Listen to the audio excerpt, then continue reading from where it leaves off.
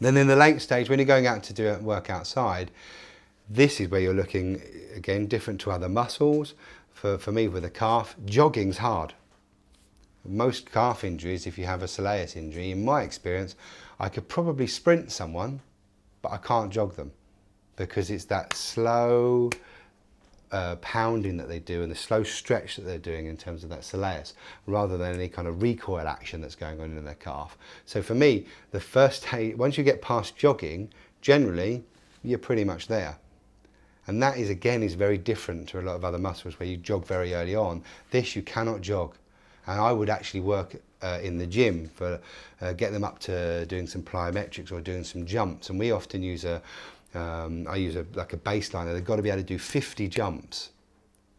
50 is something which I've just developed over the years, but it's just something which gives me a baseline so they can jump 50 times on that, or hop 50 times on that leg. Then once they can complete that, then I think, okay, you're now ready to be able to go out and run.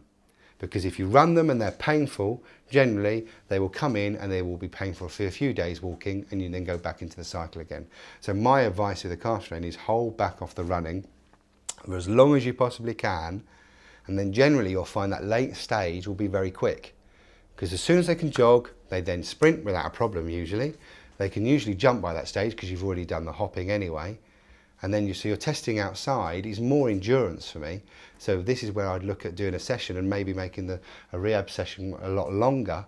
So can their calf withstand a long session outside rather than short and sharp work? Because generally they don't, in my experience, that's not when they do a calf.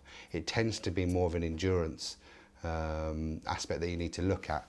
And that's a lot of my rehab. If I do the strengthening at the later stages, it's much more targeting endurance than it is strength, because actually it's very difficult to really strengthen a calf muscle. If you're looking at a quads or a hamstrings or a groin, you can do low reps and low sets with a really high weight, or well, maybe more for quads and hamstrings than groin, but you can do really high weights, whereas with the calf, you can't. The only way you're actually going to really do it effectively is to stand.